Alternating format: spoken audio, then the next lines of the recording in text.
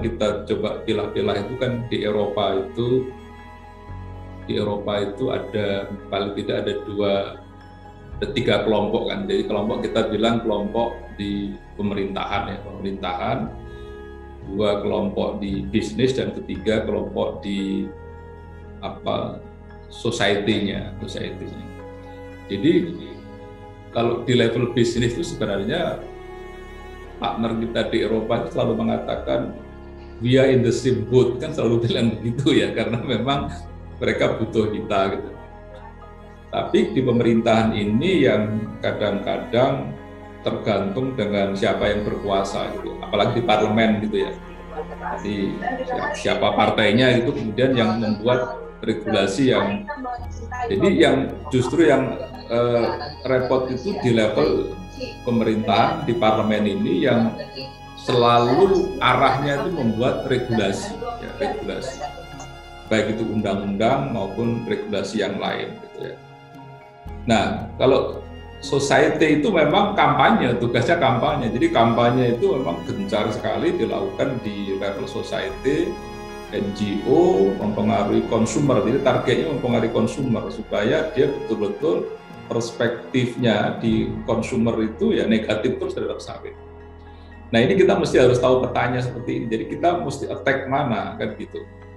Nah, kalau dengan pemerintahan itulah yang menurut saya sekarang itu dilakukan secara ofensif. Artinya apa? Artinya seperti pemerintah Indonesia kan sekarang men-challenge gitu ya, men-challenge legislasi EU itu, aturan mengenai RID 2 Delegated Act yang 2019 yang lalu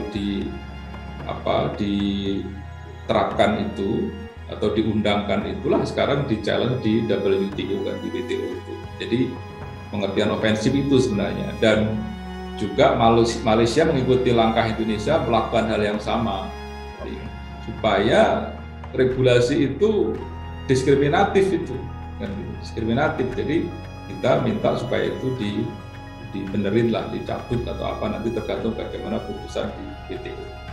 Itu yang sekarang sedang dilakukan oleh pemerintah ya.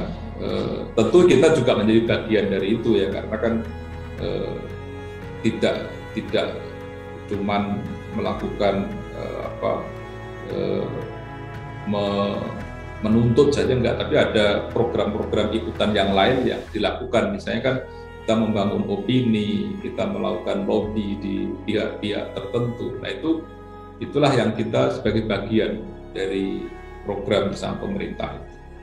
Kalau di society ini yang sebenarnya menurut saya sih belum ya, atau belum digarap secara maksimal. Jadi ini memang agak repotnya di level society ini, NGO yang kampanyenya mereka luar biasa, TSM-nya itu ya terstruktur, sistematis dan masif itu. Jadi, nah inilah yang sebenarnya kita secara sporadis itu sudah melakukan, cuman menurut saya sih belum berimbang antara yang mereka lakukan dengan yang kita lakukan. Jadi mestinya sih memang kita harus mulai masuk situ kalau kita mau lebih serius nanti. Jadi tidak saja kita ofensif di level pemerintahan atau parlemen, tapi kita juga harus ofensif di level society-nya. Itu yang menurut saya kita belum di situ. Bisnis kita harus tetap bergandengan, kita harus konfirm PK, dan karena itu adalah misalnya kan dengan asosiasi bisnis itu mestinya kita tetap harus bekerja sama di sana. Society itu kan sebenarnya ya kalau di sana kan NGO, ya NGO lah terutama yang itu kan juga dapat duit dari pemerintahnya juga sebenarnya, dari duit dari industri, dari pemerintah.